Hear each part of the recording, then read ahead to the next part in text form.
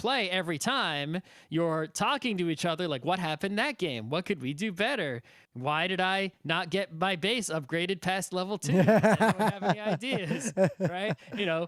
Let's try again. Let's play 10 times.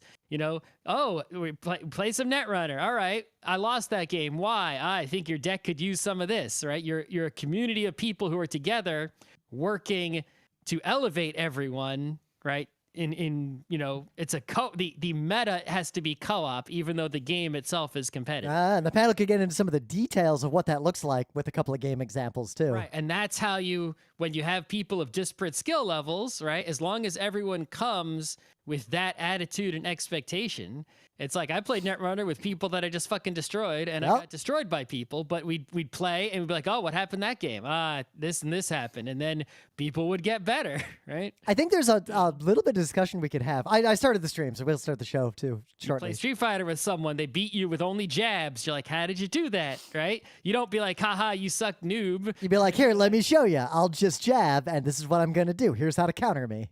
Right, you're working with the people to help everyone elevate. But I think with a game or two, you could use some examples of talking about, like, chess is an example, air hockey as an example of what are the levels, like what are the skills or changes or differences between two players that cause the unbridgeable divide. Like with air hockey, being able to consistently shoot it at the net, like at the goal, is something most people who play air hockey can't do at all. If you can do that at all, you become invincible to anyone who does not have that skill. It's like Earthbound, where you get too high level against a small monster. But if the other person can at least aim it at the goal occasionally, then suddenly you can still have a reasonable game with each other. But they have to have that skill, or they're almost in a different weight class. And then, like, above that can you do the bank shot? Can you do the two-finger? Like, people who aren't trying to win, right? Someone who has a different reason for playing. So level 1 is, are you even trying to win? Level 2 is, did you learn the most basic, like, strategies of this game? If you're really trying, then you should be thinking about the game, observing the game, practicing. Oh, almost like we do. No, we have a panel. We have a panel called Play Dirty to Win, where we have a whole segment at the end about play the game, try to win, pay attention. The point is, there's other things, though, that come up in every fucking panel. Yep. We could do a whole panel just on heuristics.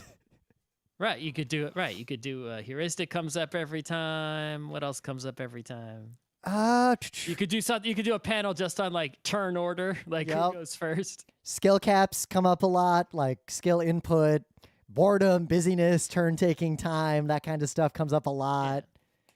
Maybe after all these different panels that are ostensibly about different topics, but we keep having the same talking points. You could take any one of those talking points and just make a panel that is just that talking point only. Maybe that's the way to go. Like post-COVID, when we're going back to cons, is we do a new round of panels. We take everything we've ever done and we just go deeper, go harder, and assume the audience is going to follow us. You can do is you can do a panel about a game, right? And we could take, just a panel that's just the one game, right? We'd be like, this panel's about and apply every one of these talking points to that game specifically. Right. Outlaw the panel, right? It's like, and we've got some experience, like the Atari game design format of playing a game and like talking about it in detail works. But if we put some structure around that, we kind of did that with the Take Your Damn Turn panel, where we went through a series of games and talked about the specific causes of the turn taking in each of those games in detail. And that worked pretty well. All right, we got some fodder here, but at least for the next, like, You could also do that with the sort of like, the learn and win, right? Where you're like, if it's a game people don't know, right? It's like, all right, we teach you the game, and then we're gonna discuss, right? Now that everyone knows the game, we're gonna break the game down. So I didn't sign up for it. I didn't submit any this year because it's unclear. Like, even if we go to East, we'll probably only be there a day, like not full packs. But they now have workshop slots that you can submit, just like panels that can be multi-hours long. They'll provide materials. There's a whole thing. So. Isn't that usually like miniatures painting shit? No, this time it's more like game design stuff, or actually our Learn to Play format fits right into it. Game jams. Pretty much anything where you want to have an audience for a longer period of time with a novel room setup, and like PAX will facilitate it. We could do that if we wanted to go really deep with Alert, Play, and Win. Are people really going to sit there for that long, though? I mean, Our every one of our learn to play and win panels was pretty much packed, and people were into it. All right, I think we can start the show before my We hunger. could do a panel where it's like, all right, we're gonna play this game, and everyone here is gonna get better at it. Right, everyone here is practicing and increasing their skills and learning this game. Ah. Right? Not just learn and I teach you the strategy and you play once, but if it's long enough, it's like we're gonna play it 10 times. And we sell tickets running on a road. We sell tickets to a day-long seminar, Being Good at Wizard, the card game. This is an all-day event at the Marriott in like New Jersey somewhere. All right. Hit record. Let's do this. All right, I pushed it. Okay. We got a bunch of people watching. I'll just get started. Offworld Trading Company. There we go. It's Tuesday, March 1st, 2022. I'm Rim. I'm Scott. And this is Geek Nights. Tonight we are talking about Offworld Trading Company, a Stardock game from 2016. Oh, we got a sudden news. Uh-oh. They signed the Bender guy for the Futurama show, so that the Bender gate is over. Pikachu face! Like, I didn't expect that to happen. It was really clear that there were, like, ongoing negotiations that were not public as part of that conversation. He's just trying to get paid, and he deserves it because, people. I mean, he's the voice of He's the voice of Jake and Bender. Yeah, and he did it so well that when I saw Futurama, I thought that is the voice of Bender, and nothing could ever change that for the rest of my life. And then I saw Adventure Time, and for half of the first episode, I thought that's just Jake voice, or that's just Bender voice, and then it became Jake's voice permanently, instantly, and it was over. He's got a really good voice. He does. Really just funny. Brad, I was worried as soon as you said, breaking news, because most breaking news in the last 5 days has not been great news. That news is not for this show. That's for other things. Yep.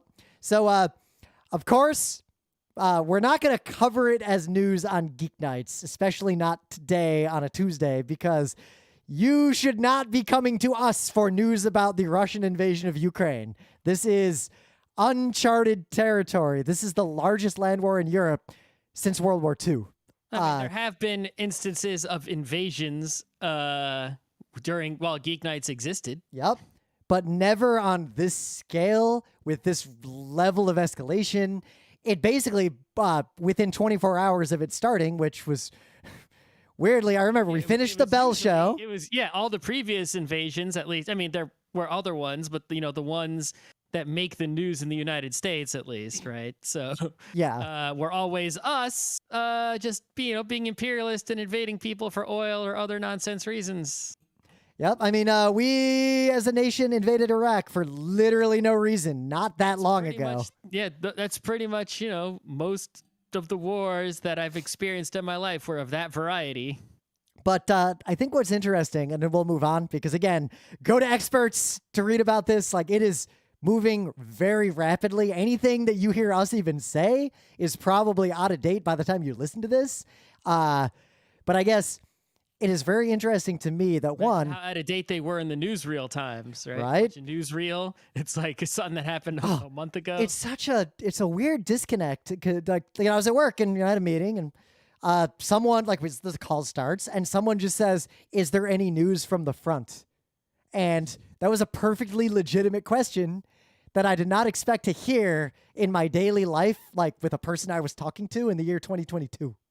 I think only an old person would phrase it that way, though. Right? This was an older person, but not that old. Not that old. But I guess it's interesting that the CIA and the UK, all the intelligence organizations of the world, kind of leaked what the plan was. And it seems like the intent was to leak Russia's plan so that maybe Russia would change their plan or not go forward with this. And instead, Russia seems to be, as a military power, following the plan that was leaked, regardless of the fact that half the things that were part of that plan didn't pan out. And it's a real weird situation right now that's beyond what even most geopolitical scholars expected as a worst case scenario. All right. Well, I mean, if you just do what's expected, it's Yep. right. But just pay attention to it. I've tweeted at length about the fact that there is not actually a risk of a real nuclear war, and That seems unlikely. it is extremely unlikely. But the thing I really want to point out, and I'm repeating this everywhere I have any amount of following, is that you're going to keep seeing the news talking about nuclear weapons and nuclear war. The news loves to talk about anything that's, Yep. got to make you scared. Wait, the same, you're telling me that the same news is like, it's 11. Where's the fuck are your children? Oh my God. You're going to go outside. There's going to be a person out there who's not white. They're going to kill you. Stay inside. It's like, you telling me that news is stoking fears about nuclear war? These same news? Really? This news that I've been using for these years, these clamps. But I guess what I'll say is this. With nuclear weapons in particular, experts tend to use a lot of jargon when they talk about them. So actually, for real, innocuous news that happens to involve strategic, which is another jargon term for nuclear weapons, will make them sound far scarier or more dangerous than they actually are if you're uninformed. So my advice to you... the same problem has in nuclear power. Too. Exactly. Or even things like thermobaric weapons. Like, I'm not saying thermobaric weapons are a humane thing to be used. Like, do not think that I'm defending thermobaric weapons. But thermobaric weapons are not materially beyond what non-thermobaric weapons are. Like, the media will use these terms, but if you are not an expert, it is easy to get a lot more scared than you should be about things. And if you think, oh, I'll go follow experts, they know what's up, they're going to use jargon that's going to confuse and fear and scare you even more. So my advice is, one, if you are actually afraid of nuclear war, do not seek out the opinion of experts on nuclear war, because they're going to say things that are going to scare you for no reason. And two, like the people with their doomsday clock that's at like 1 second away from midnight. Well, actually, the doomsday clock has made it very clear. The nuclear threat is not why the clock is where it is. It is solely because of climate change. No. Two, if you see news about nuclear anything right now and for the foreseeable future, and you don't understand that news, do not retweet it or share it with other people or paraphrase it. Let other people do that. Because if you don't understand it, what are the odds that the people you share it to are going to understand it? And a lot of the talking points about nuclear weapon are extremely scary if you do not have a lot of weird knowledge that most people do not have and should not seek out, frankly. The only nuclear weapon news you need to worry about is nukes coming at you right now. And if that happens, which is extremely unlikely again, yeah, right, it's like not going to happen.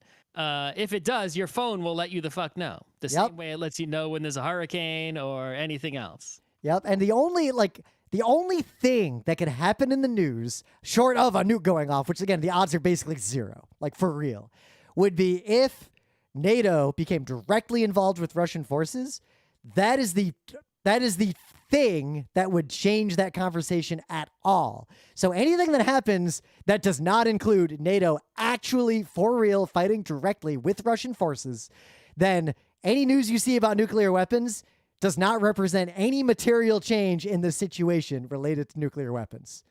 That's hard to internalize, but you really need to. You're helping this by, mentioning the nuclear weapons, right? You're sort of getting the old Streisand effect, right? No, you got there's a little bit of zebra at all. No, because there's a little zebra storyteller of you got to almost inoculate yourself against if the news starts talking a big stupid game about it, to remember that unless one of these big things changed, the news is just talking about scare stuff. It's not actually a material change. Is the zebra storyteller the antidote for the Streisand effect or not? It may or may not be. I don't know.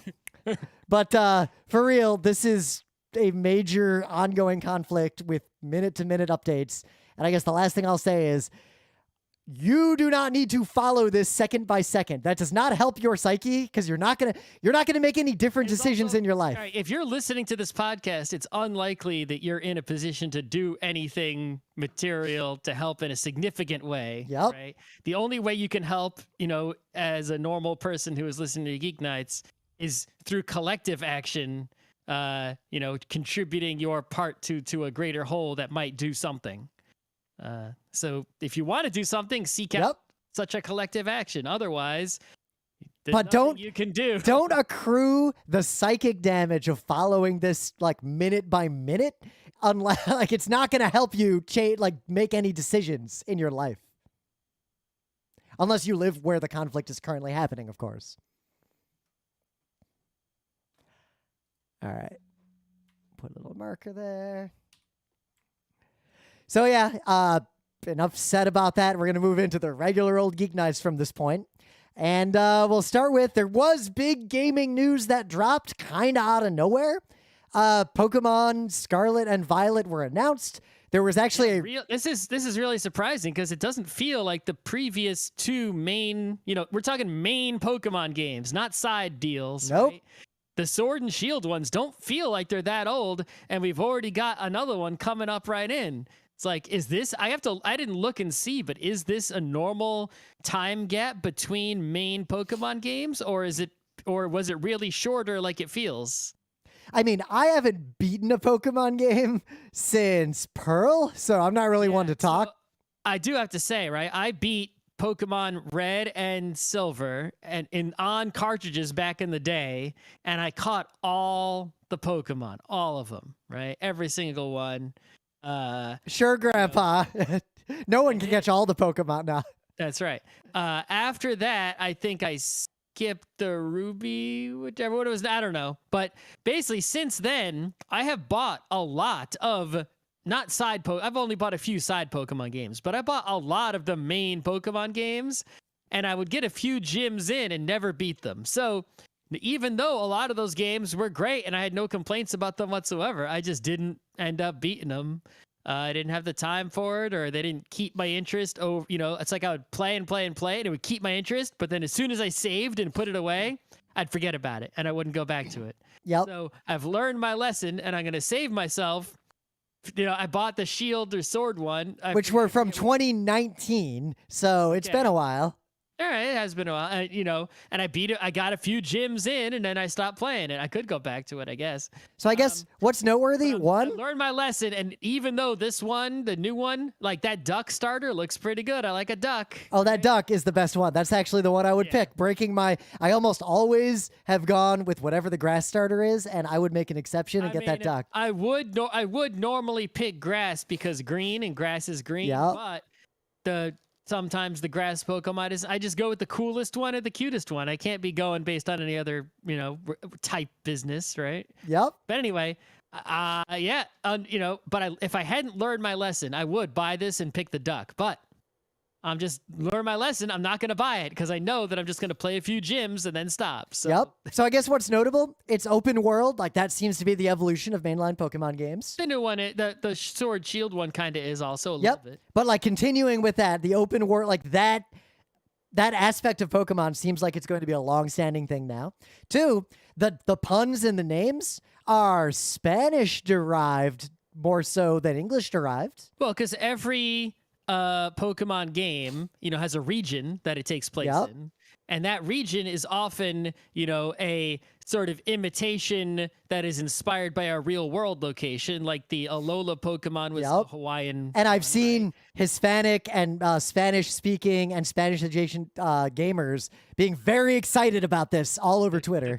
The new one they just announced is basically, it's Spain. It's Pokemon in Spain. Yep. Right. There's going to be bull Pokemon probably that are going to run. They're going full speed.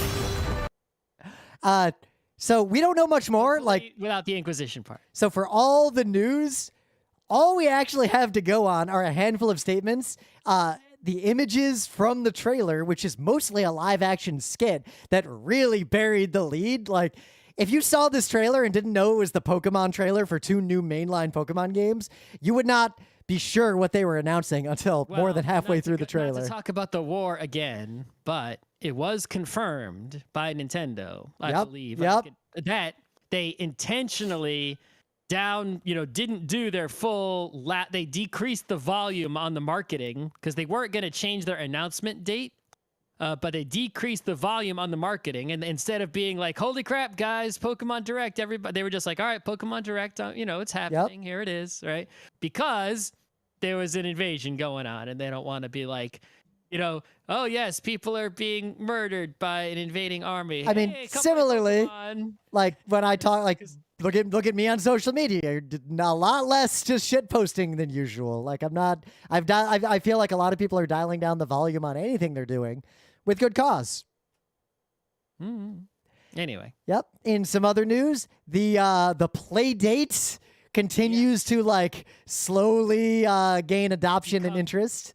Yeah, we talked about the Playdate a few times, the new handheld that's black and white and has a little crank on the side that was, crowdfunded, and then, it's been delayed a few times, and they released like a little tool on their website that lets you make games, but it's a really simple tool that can only make simple games. And we've been waiting for like the real SDK that would let you make whatever the hell software you wanted. And that was released yesterday, and I tested it out and made a little Hello World video game equivalent where like you load a background, you load a sprite, and you can move the sprite around with a D-pad. And that took me longer to set up the dev environment than to write the just like 5 minutes, right? I just squiggled 2 ping files in Photoshop, and that was good to go. So this thing is, the next step, they say, is they're actually going to deliver them. I pre-ordered one, so I'm going to get one. And I'm working on, I guess shit talking about making a game for it. Yeah. I can't promise actually making a game for it. Unless you count my little Hello World as a game. It's what I like about it the most is that this feels a lot like something we've talked about on Geek Nights before it's the equivalent of a graphing calculator in that it's the kind of device that's accessible enough to a designer or a coder to mess with, homebrew, and like learn basic principles to make something that'll work on hardware, that it's going to be a fantastic tool for hobbyists, for schools, for game design programs. There's a lot of ways you can use this kind of device, and I think it's really exciting. You've had a lot of these sort of fantasy consoles like the Pico 8 and whatnot, where they create a video game console that never existed, just imagine one, and then they create an emulator for it, and then you make games for it, but you're playing. They're PC games, right? You can't really run them on anything else too much. Some things you can, but not. But here it's like they took it to the next level. Programming for the Playdate is not really dissimilar from programming for the Pico 8 or any other similar simple fantasy console. Only it's a real console, right? It's like, it's a real physical thing you're going to arrive at some point relatively soon.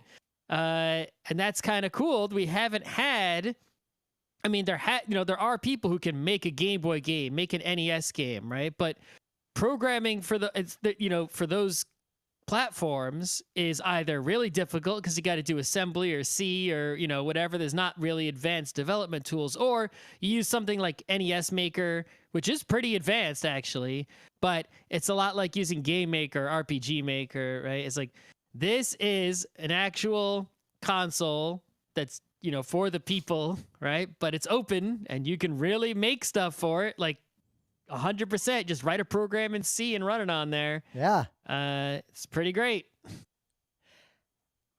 All right, we can get into the main bit. There's a thing about Switch 2 trending again because of an NVIDIA leak, but that's all like unconfirmed nonsense, so I'm not going to cover it. That's nonsense. Also, when has Nintendo included NVIDIA hardware in their console? Exactly. There's either this is radically misinterpreted or there's even bigger news that isn't confirmed yet.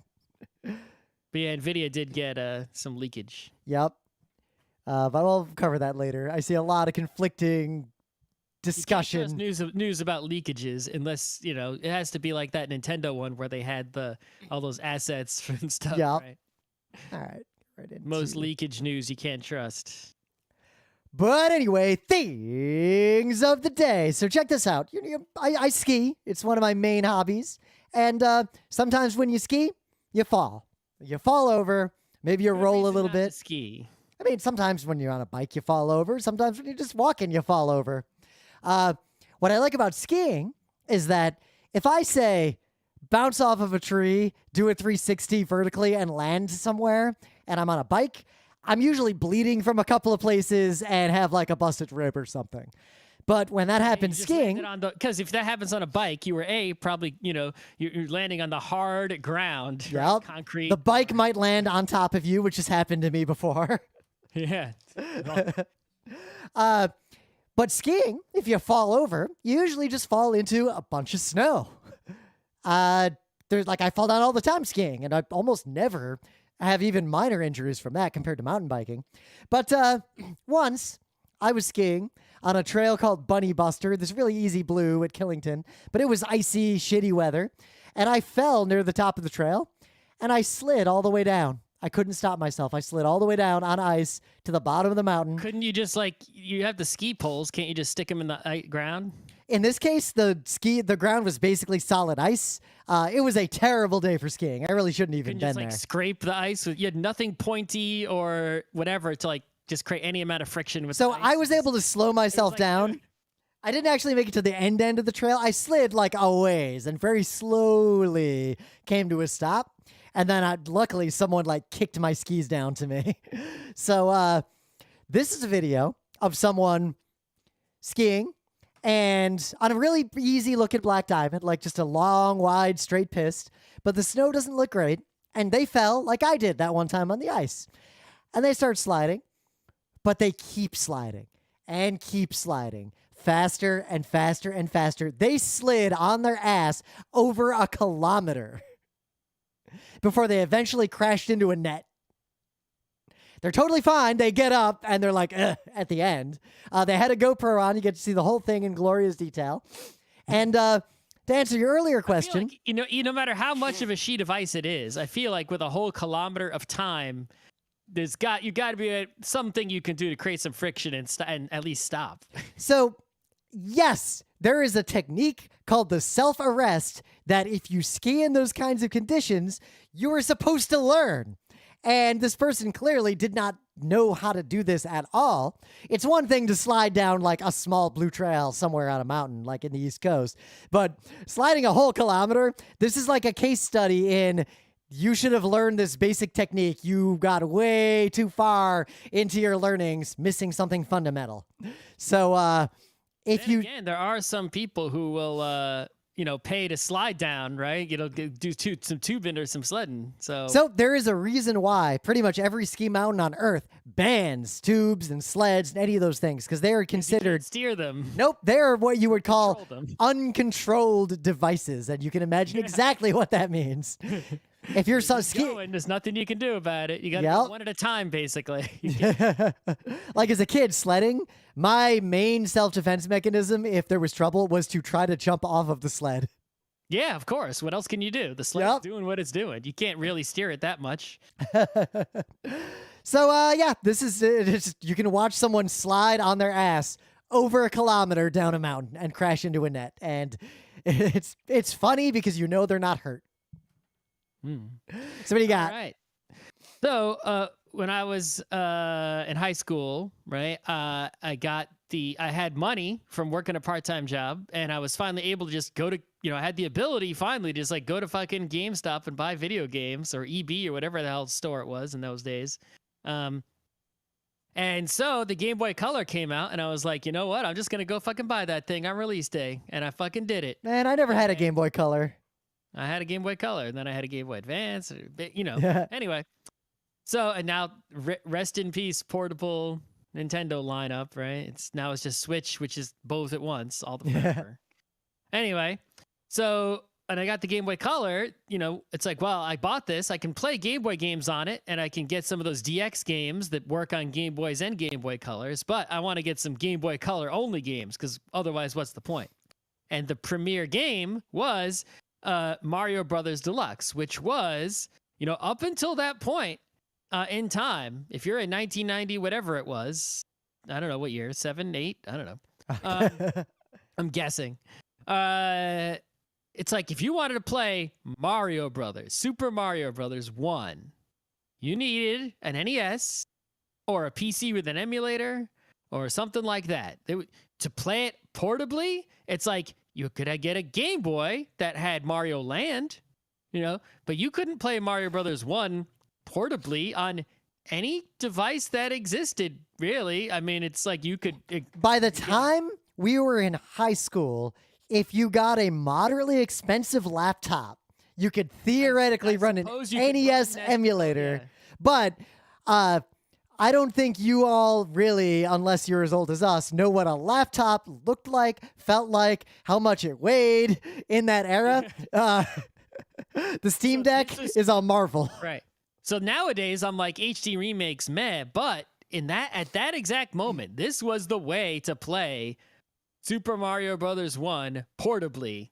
Right, it was this game, and the game not only had Mario 1, it also had Mario 2, meaning the real Mario 2, the lost levels, or not whatever. Doki Doki Panic. Right, in color on a small device with a backlight.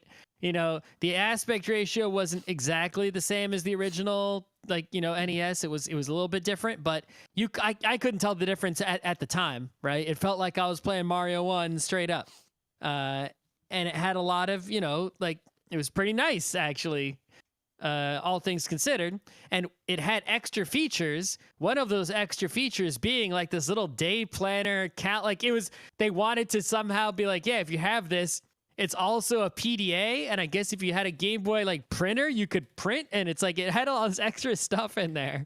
Well, there was, because Nintendo Power had a thing about it, and I was obsessed with it as a kid. There was that Game Boy PDA thing that was both a cartridge and as far as I could tell, never actually released keyboard, specifically for the Game Boy, to be a PDA for real.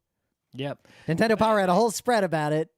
Yep. So this Game Boy Color, though, they had some PDA-ish features in this game as like a side extra bonus thing. And there's actually, if you go back, there's a lot of things like that. You know, like people seem to forget, like the Wii just had a message calendar system in it and stuff, right? It's like, yeah, the DS had PictoChat, a weather app in it, right? It's like the regular DS had all this like local chat room stuff just built into it. Yeah, the PictoChat, right? Yeah. But so anyway, so there was PDA features in here, and there was this fortune telling thing.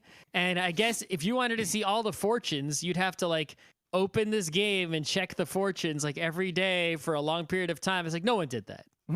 But somebody here on my thing of the day basically broke the game apart, you know, went and inspected the ROM and found all the fortune telling stuff and made a little app so that you could, you know, have your own little Mario Deluxe fortune thing. I still have the cartridge. I don't know where my Game Boy Color went to. I don't know what happened to it, but I have the cartridge and I can stick it in a GBA to run it and see and play it if I wanted to. So really fascinating. Just look at this side feature in a game, right? That was completely forgotten. This is one of the beautiful things about the internet, that forgotten. Any aspect of anything, there will be at least one person who cares about it enough to do a deep dive on it and bring it to the world. Right. It's like I had it and I only remembered that it existed because this person, you know, posted this thing online. I'm like, all right, that was in that game. I remember now. Bowser's breath engulfs the future. Yep. In the meta moment, the GeekNights Book Club book is The City We Became by N.K. Jemisin. We're going to do the show. I finished reading it a while ago. We're gonna another. Since I finished reading that book, I've read 1.8 more books. We're gonna do a show about it in about a month. You should easily be able to read this book by then. I highly recommend you read it with us. This book, if you have liked any of the books we have ever done on the GeekNights Book Club, especially the books where we say something like, wow, that was a real GeekNightsy book, you're going to love the hell out of this book. Anything else? We'll see. Convention's coming up. There'll likely be at least one GeekNights panel at PAX East, but I doubt we will be at PAX East beyond potentially doing that panel. Potentially just me and Scott for a day. It's too soon to say. Otherwise, I don't know. We got nothing. We're working on the website. Well, Scott's mostly working on the website. I'm working on some panel stuff for other cons that are online and virtual. You might see some of that coming out. You're going to see an additional list of games for our Atari game design panel at some point in the near future that you can watch. And otherwise, just, I don't know, keep following us. I got nothing else new. Yeah, you know, once this website's done, then it's like I'm going to be in this land of freedom where I won't have any obligation other than the job, you know, I have to make money and also maintaining life. Yeah. Right? So sustaining myself with, eating, cleaning, it's clothing myself, etc. So I'm not going to give any specific shit talk, but I will be doing something with that time. I don't know what it is, but something. And maybe one of those things I do with that time will produce something to share with the rest of the world.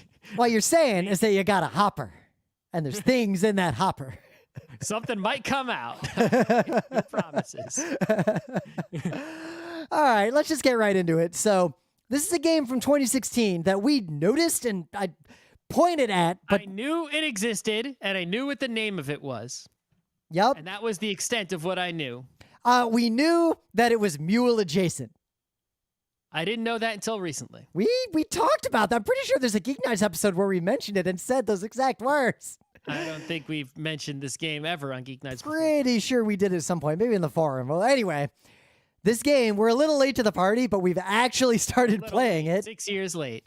It's still going strong. It's had a bunch of DLC. It's free for multiplayer on the Epic Games Store, like right now, apparently. Yeah, I bought like a mega bundle of everything on Steam when there was a mega sale, and I followed my policy of install it and play it immediately. Yep. And the game is Offworld Trading Company, and what it is it's on paper, it's sort of what I always kept asking for, almost. It's like 90% of the way there, in that it's an RTS. We're talking StarCraft, we're talking Warcraft, right? Except you don't have to micromanage dudes fighting at all. There aren't any dudes to fight. There's none of that whatsoever. It's like, just build the base, the game. It's you build the base, but then the base creates the resources on its own, just like you create, you have peons making wood and stone in Warcraft, right?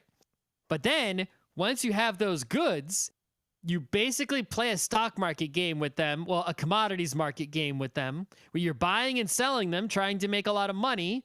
And then when you have enough money, you can start buying shares in yourself and also the other players' companies. And then if you buy enough shares in someone else's company, they're dead. That's how you kill them. And so buying shares is sort of like converting money into victory points in sort of board game terms, right? And once you bought everyone else out, you win and you play again, I guess. And it's basically, if I had to describe how this game feels, imagine M.U.L.E, a game that I'm pretty sure we did a Geek Nights episode on, at least. In that we should have. Yeah, I'll check that. M.U.L.E's but an historic and very important, significant game. Yep, it's a game that we like. We draw inspiration and ideas from. It's like one of those. So everybody trusts. Right. It's literally one of the forgotten masters out there, like Sopwith. So basically, it's like that, but scaled up and with a modern sensibility. Because that M.U.L.E, as designed when it first came out, is a product of its era. It has several aspects that are dated, that don't work that well, that are kind of arbitrary or random. It also has a lot more luck going on. It does. Offworld Trading does not have significant luck. If you lose this game, it's because you are terrible at this game. Yes. And or just not as good as the opponent. Yeah. Yep. It's this game is hard to be good at. Yeah, very. Yeah. But what it feels like playing is, imagine an RTS, but the RTS is, like I said, build the base. But next to that is a whole ass stock market with like 15 different things you can make and trade. And they all have prices that are going up and down based on what all the other players are doing in the game.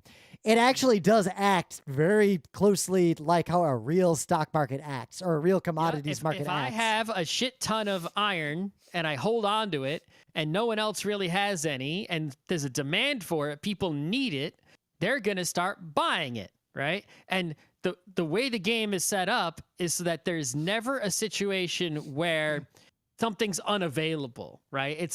There's never like there is no more iron. That doesn't happen because there's this colony, and you can always buy and sell with the colony that's not a player. They act like basically it acts like there's a market maker, if you know how capital markets work. There's always a market. Has an infinite supply of all resources. They're just set a price, so you might not be able to access that infinite supply if you don't have enough money. Yep. So if you want to buy iron, you can always buy iron, right? But the price might be like $200 per iron.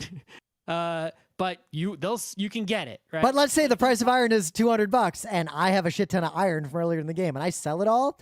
Every time I sell even one piece of iron, the price of iron drops a tiny bit because more entered the market. So I could sell all my iron. Buys an iron, from the market, the price goes up. You don't directly trade with other players.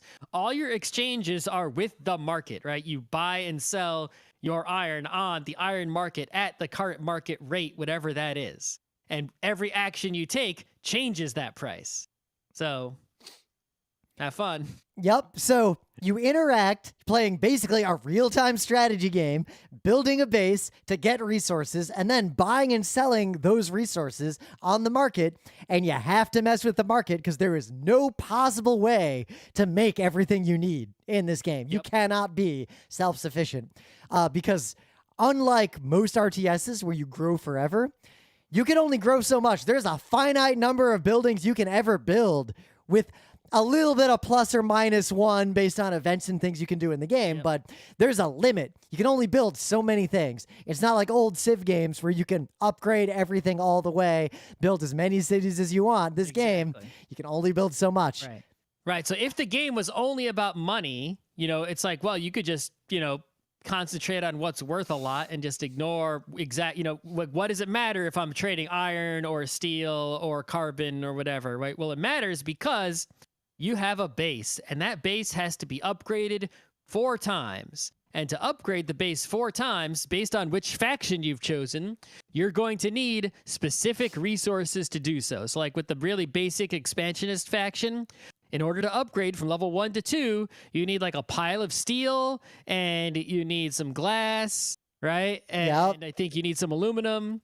But like another faction will need chips and steel instead of those. Like they need a different set. But you need to get specific resources to upgrade. So the beginning parts of the game are all about getting the resources you need to upgrade your base to the next level for the lowest price, or producing them yourself, which is still an opportunity cost because you could be producing something else that's worth money, which is actually what matters. Right. But you have to upgrade if right? So there's a rush to upgrade and sort of a snowball effect because, like Rim said, you have a set number of claims, it's a hex map.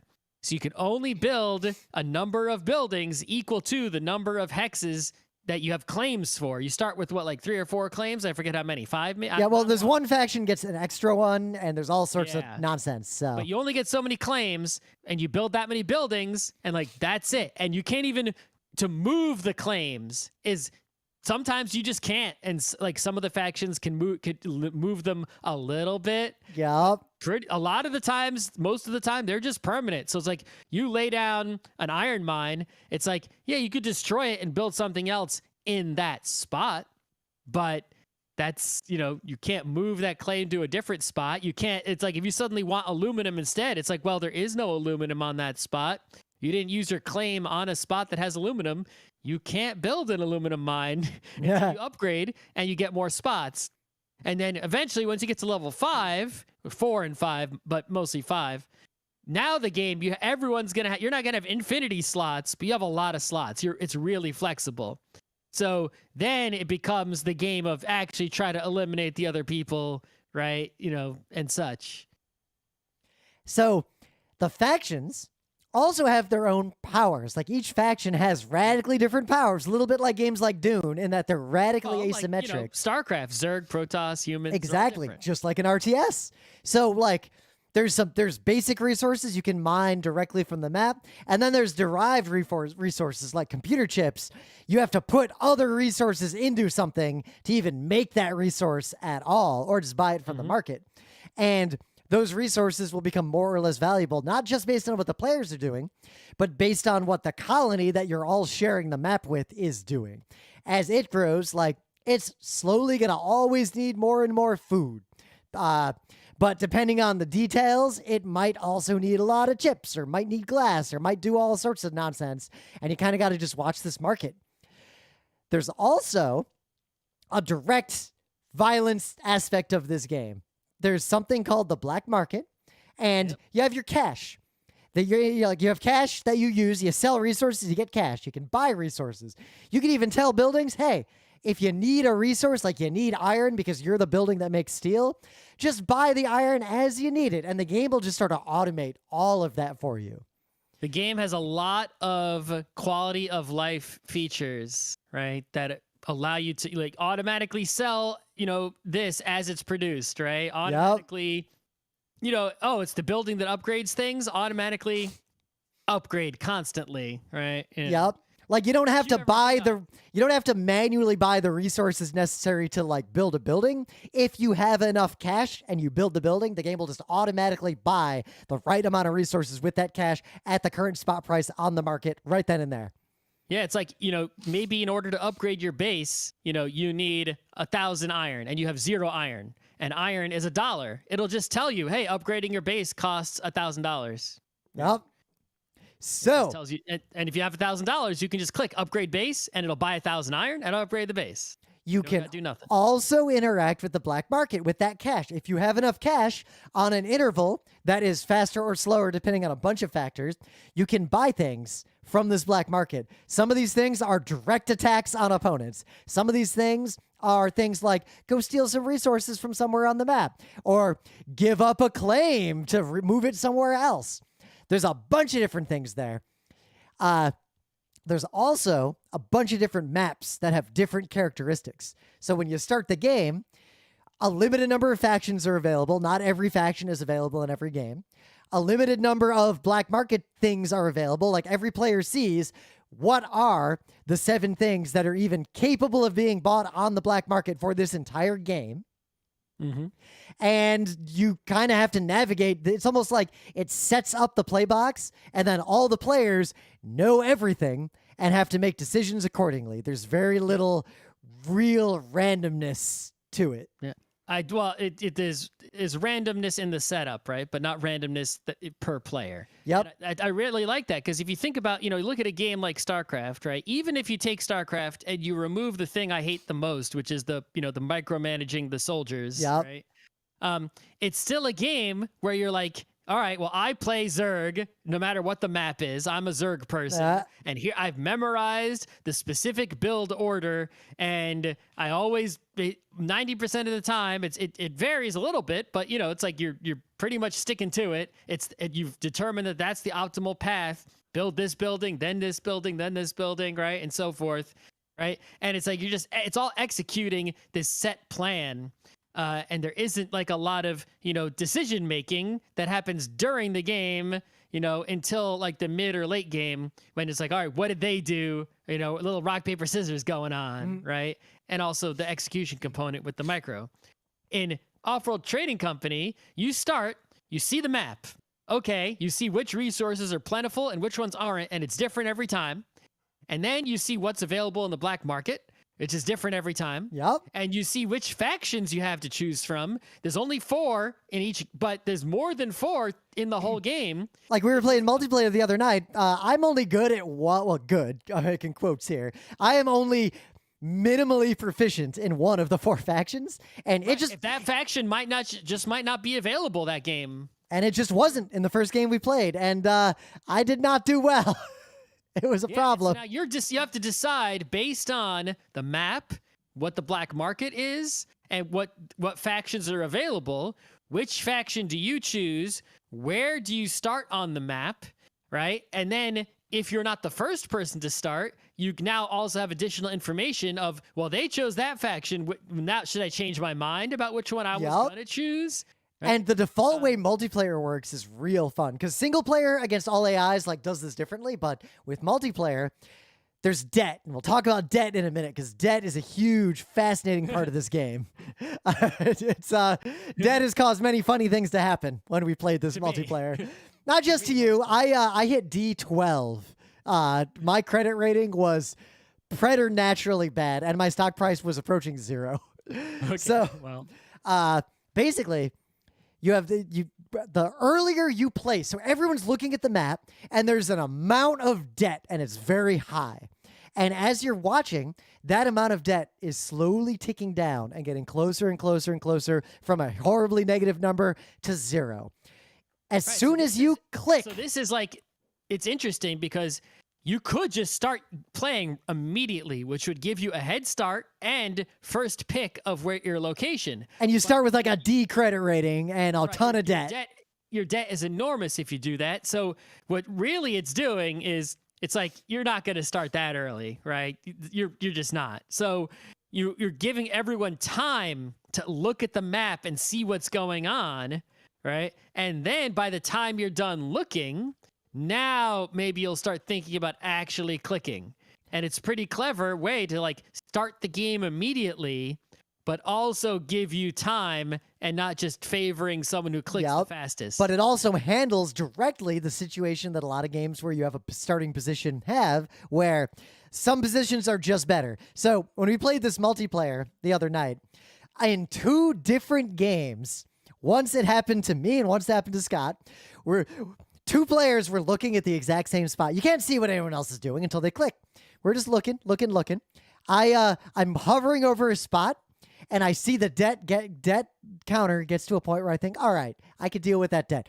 I click, and a base appears, and I realize in that second that our friend Chris had in fact placed the base there. He clicked like frames before me. Exact moment. Like I also had a situation where I clicked to put a base and it was like, nope. And I'm like, what do you mean no? I'm like, click. It's like other base just comes out and it's like the exact same moment. You couldn't, like, if it had landed a few seconds earlier, like even 2 seconds earlier, I would have been like, I wouldn't have clicked my mouse. Yep. And I would have been like, oh, okay, they took more debt. But literally the same second. It was like, but it's such a fun mechanic because the longer you wait, the better off your start is, but potentially... Well, not if you don't get the good... You got to weigh that against getting the good spot on the map, and not only the good spot on the map, but if you go down earlier, you start producing goods and getting on your way to upgrading to level 2. Other people's bases haven't even landed yet. So one of the games I won, you're doing nothing. I started way earlier than everyone else, and I had a ton of debt, but I had 2 steel mills operational before another player even laid their base, and I won. Exactly. So there was something going on there. So let's talk about debt, because this is sort of the fascinating part of this game, and this is how the quality of life of how all these different quality of life features of the game work together so well to remove a lot of the annoying pain of most RTSs. The game has the market. And if you are buying things automatically that must be bought, like energy, for example, power, your debt's just racking up in the background. It's not taken away from your cash. If you don't have any money for it. Yep. But it just racks up debt. Debt might be fine. You can have a bunch of debt, but your debt, there'll be interest. And the worse your credit rating is, the worse the interest will be on the debt, regardless of the number of the debt. Your credit rating is determined by how bad your debt is relative to the other players. There's a few other factors. It's actually a fairly complex market, but you don't really need to know those details unless you decide to try to go pro with this game. The point is, a lot of debt ruins your stock price and makes it easy for other people to buy you out and eliminate you from the game. So, and if your debt's too bad, if you have a D credit rating, you can't even buy shit from the black market anymore. So the cool part about debt is you can accrue debt on purpose. You can pay debt off as you feel like it. It's just one more mechanic in the game. The only things you cannot go into debt for are you cannot buy something from the black market with debt. You got to use cash. And you cannot buy any resource except power via debt. If you need iron and you don't have any cash, you can't buy iron by going into debt. Your buildings that need iron just fucking stop working. Yep. You could sell something else and then buy iron. Yep. Right. You could have, so you usually try to make a machine where like I make a bunch of food. I sell that food to afford the iron because I couldn't get any iron. Use the iron to make steel. I sell the steel for a profit. Like you're trying to make a fairly complex supply chain and market for yourself. Yeah. You're trying to, there's some resources that you make because, they're just worth a lot of money and produce it. What it takes to produce them doesn't cost as much as what you get for selling them, and that's just business. And there are some resources where it's like, power. It's like if I don't build a power plant, then I'm gonna have to buy power from the market constantly. And I played games where, for various reasons, the price of power skyrockets, and if you don't have enough power generation, you're losing like $1,000 a second. Right. It's like the price of power might tank to like $1, and you're like, oh, well, I'll just turn off my power plants and just buy power from the market and or use debt for it, whatever, and who cares? But then suddenly the price of power goes way up. And like, remember, the claims are locked in. If you don't have a claim on a spot that's good for a power plant or an unused claim, suddenly your debt starts going up because you have buildings, and those buildings are operating and they need power. So it's like you're in the market to buy resources to run your buildings, and hopefully what comes out the other end of those buildings is worth more than what goes into them at all times to some extent. So one other aspect of the game, which is the final like core game mechanic other than victory, is there are 5 special buildings that do a bunch of different stuff, and they take the game from being fairly simplistic into being an infinite sea of human decision making. There's a patent lab that lets you get special abilities. There's an upgrade building that just lets you upgrade and make other buildings better. Both of those require potions, basically, like chemicals as fuel to work. Yep. There's one that's the hacker array that lets you manipulate the market. Yep. Drive the price of something up or down. Yeah, just fake the market, at least temporarily. There's the Offworld Trader, right, which is where the game gets its name from. It's basically a rocket launch pad that gives you access to a second market for all the resources that has different prices because you're selling them on, you're basically putting, it's like, oh, iron isn't worth anything on this planet. Let me put my iron in a rocket and sell it to another planet. And you got to check the off-world market because it's Offworld Trading Company and see what the off-world prices are. They're going to be different than the local prices, and you can make a lot of money, and it just continuously firing rockets as long as you can keep fueling them and whatnot. Yep. So say... The last one is the Pleasure Dome. I wonder what happens in there. Pleasure Domes just print money. Yeah, you build pleasure domes, and they make money. You build them next to the habitats in the colony, and if people visit them, and you just get free money. And it's a way to win. If you get a lot of pleasure domes, you can make a lot of money and win that way. And then the final mechanic, the way you actually win, like the hit points of you as a player, is the stock market. Your goal is literally to have enough cash to buy out all the other players and own them as subsidiaries. All that other stuff. It's like you're getting resources to upgrade your base, and then you're upgrading your base so that you can build a machine that makes money, and you're building a machine that makes money so that you can buy everyone else's shares until you own all the companies on this planet. You have a monopoly, and then you win. Yep. It's real direct and straightforward and fun. And if someone gets knocked out of the game, their faction just keeps running, and you can still buy shares in it and just collect profits from it. Basically. And they are mercifully, they don't have to keep playing. It's like if you tank at this game real bad, it's a lot like Age of Steam. Like someone will just buy all your shares and you're eliminated, and you can go do something else, go eat a snack, or go home. Yep. Or whatever. But much like Civilization as well, when the game ends, you get 1,000,000 charts, everything that happened in the game. Like you see the full story of how it went down. Look at the market over time. Look at who was attacking who. Like, oh, it was Rim who was buying all those EMPs the whole time. There's proof. So, let's see. Good things about this game. Obviously, I already said it's an RTS. We don't have to micromanage dudes. That's great. Yep. It's also, I love a stock market thing. I love how it's like really board gamey, right? Yep. The stock market feels like I'm playing a complex board game. Like it's just really fun. It just feels like a board game that's, doesn't have turns and it's going really too fast. Yeah. We're not good at this game. No, I'm awful at this game. And despite, it has all those quality of life features, automatically buy, automatically do this, right? You really, once you get the keyboard shortcuts down, you understand the really good user interface. It's like you never feel like there's no hassles or busy work, right? Nope. Everything you're doing is like some sort of, real decision that matters. Every click is material. And APM can even matter up to a point, but not to the degree of like a StarCraft. No. It is annoying that it matters at all, but regardless. Well, it matters at all in that, let's say the price of glass is skyrocketing. and let's say me and Scott both have a shit ton of glass, we're playing real-time chicken. Who sells all their fucking glass first, captures those profits, and ruins the market for the other one? Exactly, because if I have 100 glass and I just sell it all, it's like, well, the price just goes down. And now if Rim tries to sell his, he's getting less money for his same amount of glass than I got. Yep. So challenges with this game, like, I really like it. I'm going to keep playing the shit out of it. I would like to play multiplayer with all of you. So the place we're at now in this game is like skill-wise.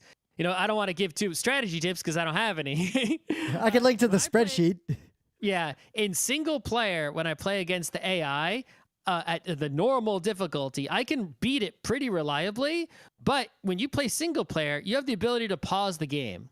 So you can just pause and think about what you're going to do. It's like you're about to upgrade. You're like, pause. Where am I going to put my claims? I'm going to put them there, there, and there. All right. And you unpause and put the claims, and really quick. And it's like, it's not an issue. But when you play multiplayer, there's no pause at all. At the game, it just has a speed that's too fast for slow old Scott. And it's like, I cannot keep up with it. Like, I'll upgrade my base and be like, I mean, every time I go, I'm losing money, right? Not using the claims, don't have buildings down. Right? It's like, you know, the market's moving and I'm like, I'm busy paying attention to something else. Oh God. Yep. But also, the game is very different playing against humans versus the AI, especially when you're not good. The AI on the real-time mode, when we played there were 3 of us and 1 AI, it destroyed us. Its base was upgraded 1 level ahead of our bases at all times. Its stock price was double any of ours within a couple minutes. Right. I don't know what it was doing, but it was just like better than us in every conceivable way. And that was the regular difficulty AI, not the cheaty, harder AIs. Yep. The other challenge with the game is that the learning curve to getting to the point we're even at, where you could play the game multiplayer and kind of understand what's going on and like feel like you understand why you lost up to a point, it takes 5 to 10 hours probably to get to that point. Yeah, the tutorial was a really good tutorial in that it didn't break and it introduced a lot of concepts, but it was by no means complete. It didn't tell you how to win. It only told you, like, it basically was like an interface tutorial, not really a game. But to be clear, it was necessary. Like, that tutorial is necessary to even be ready to engage with. So how do I actually play this game?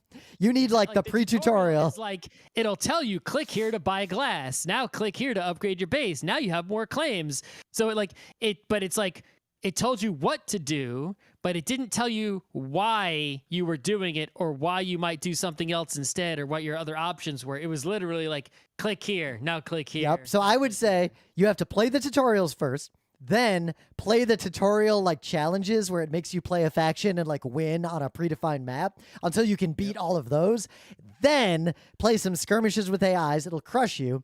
And then if you want to actually try to get good at this game, the only way to engage with it is, in my opinion, is kind of like with chess, in that at that point, memorize a couple of basic openings just to get you like into the game enough to try to interact with the more advanced concepts. Like, I've memorized a couple of build orders that are not like perfect build orders, but they let me get further into the game. Yep.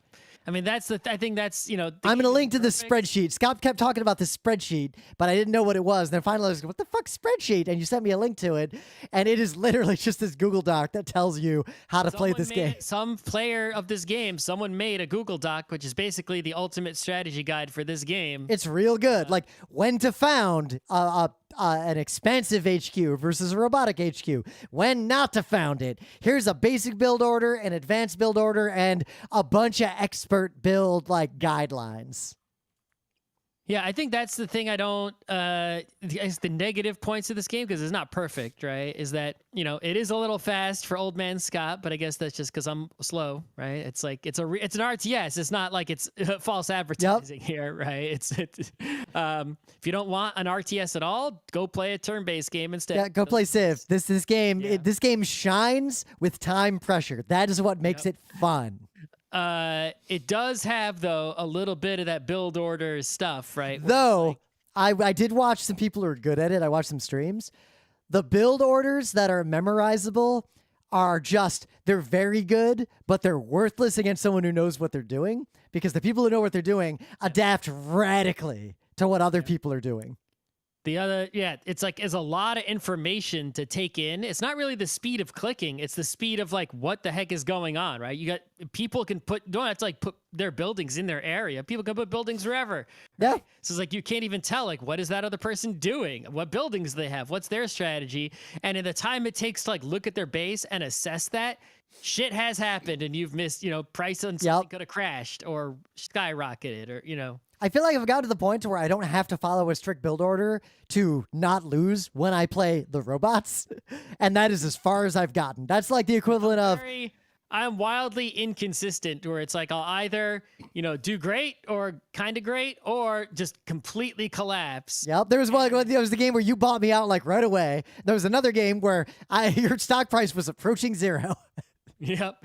It's like the problem is that I try to use normal common sense heuristics. Like I look at a map and there's like no iron on it anywhere. And I'm like, damn, I'll settle that iron and then the price should go way up and then I'll sell it all, right? It's like, maybe I'll even use the hacker array to boost the price of iron even higher. Let's just do that. What did I do? Found a scientific HQ, make steel directly by founding on that iron, and who cares about iron? Fuck iron. No, but that's like, no, I'm saying like I played against the AI and I had a monopoly. There was no other iron, right? I had it all. Yeah. And the whole game, the price of iron was trash. And I'm like, there's no iron on the fucking map. The supply, I have all of it. I'm fucking De Beers of iron. Why is the price never going up unless I use like the hacker array? And even then it doesn't go up that much. Like this makes no sense. Like there must be some reason the price of iron didn't go up. Well, like, there is one aspect of this game that I but... like, in that I think this is part of what makes the game work.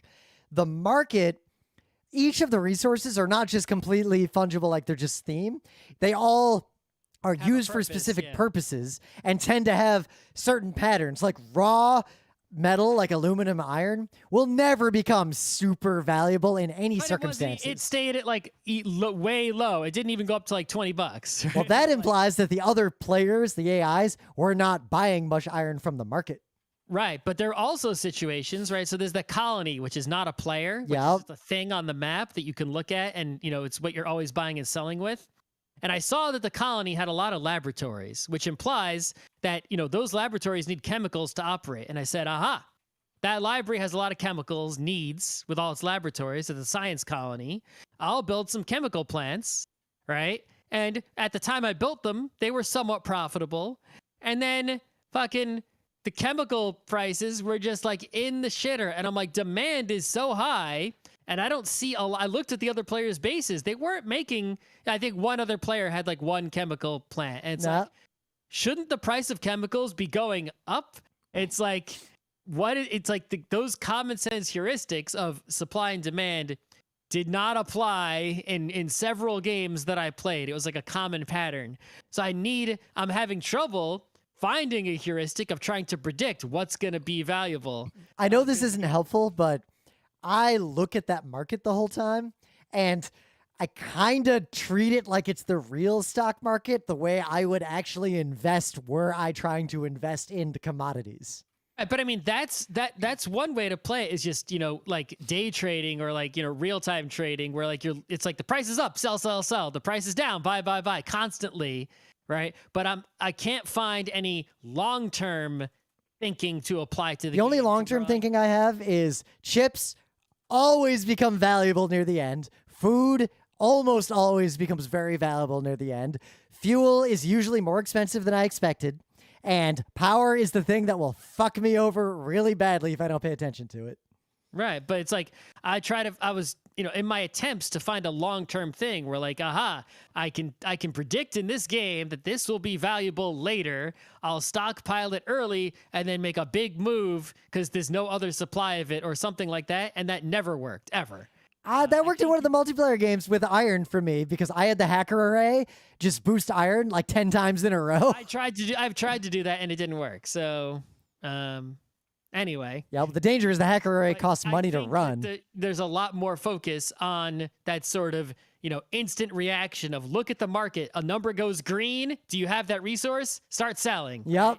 Oh, a number is red. Do you not have that resource? Start buying. Right. That sort of thing. Or if it's a resource you need. Yep. Or you're gonna need. So. But I really enjoy this game more so than I expected.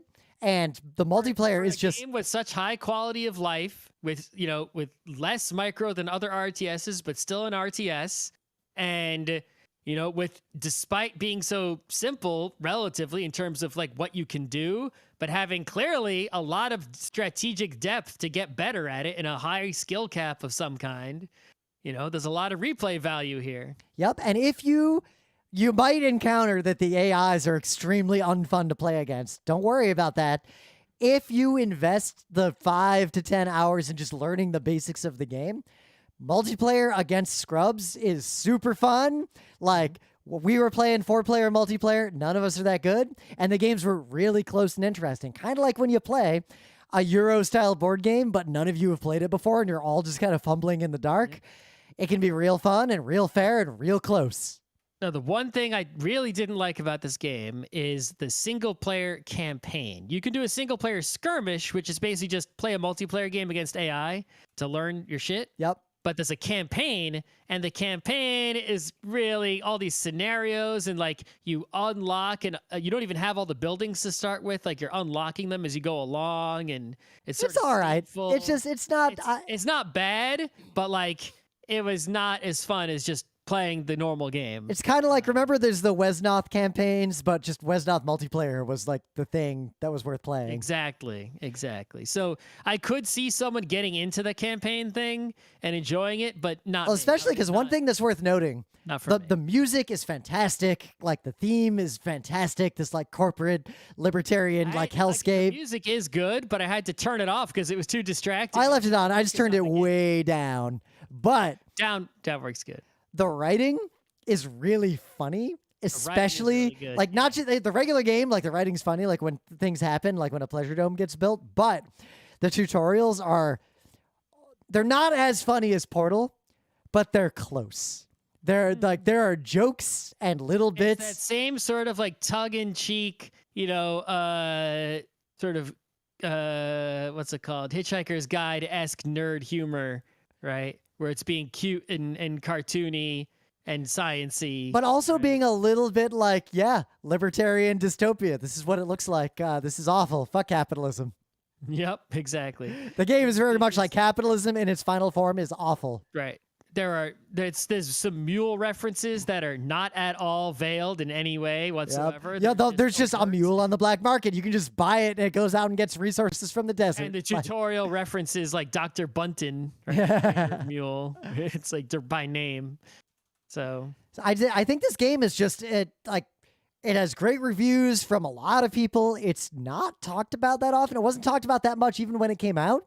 But it's a very niche interest, right? It is. Even perfectly implemented, if I had nothing to complain about, who in the world is the audience for this game? It's like nerds like us. Yep. It's pretty much it.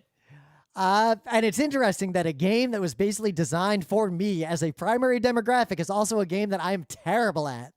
I'm so awful at this game. Yet I want to play it more.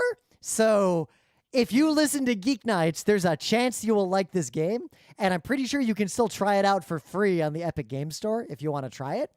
And seriously. Or just wait for a sale. It will be on sale again for very definitely. little money, so. I think we can just stop